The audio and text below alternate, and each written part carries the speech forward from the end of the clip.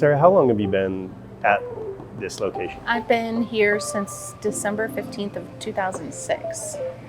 So You know the exact date. I do. That's the exact date that we opened. Everybody said, "What are you doing? You're crazy," because this place had been empty for 17 years, if you can believe it. It was full of pigeons. I'm not sure exactly why I did it, but I wanted to have my own building, my own space, and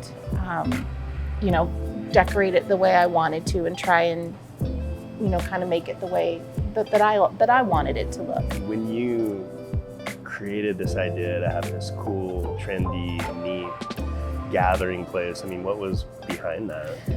Well, okay, first, I wasn't trying to be trendy or cool, and I don't think I'm either of those things. I'm not sure how that happens when people say that, or when people say this place is like hipster. I'm like, it's decorated like a farm, Like I don't get that. And when you come into this place, you kind of feel like you could be at a little Greasy Spoon in Payette or Fruitland or something like that, Well, I did grow up on a farm, and that's where I learned how to cook. My mom was an amazing cook and baker, and she learned from her great aunt on a farm in Wisconsin.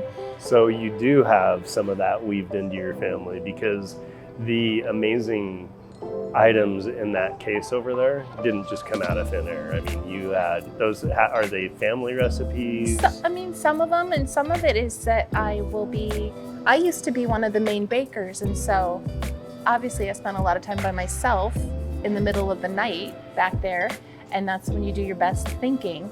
And like the idea for the cherry pie scone, I was thinking about something that I loved in college, which was a Hostess fruit pie.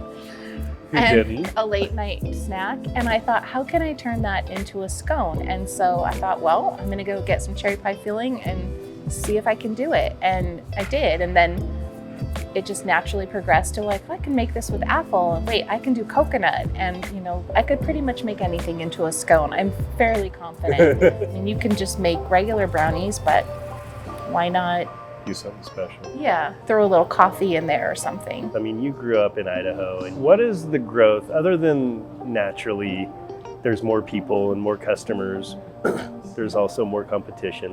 What has the growth done for your business? I think that for us, it really still has kind of been an organic process. So, like each year we're a little bit busier every year. And I always like to say that Big City is kind of like the little engine that could. We're successful in spite of me, because I have to, just kind of figure everything out on my own.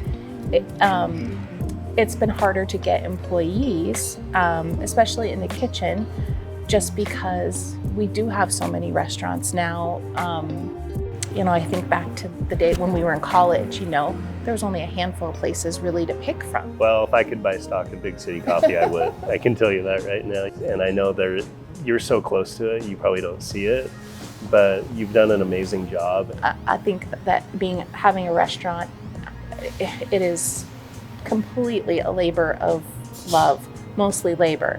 But I have learned that it's about the connections that I can make for other people.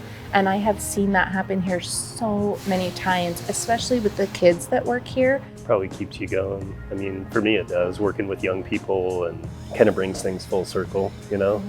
Sometimes it's a little humbling because it makes you feel old, but that is for sure.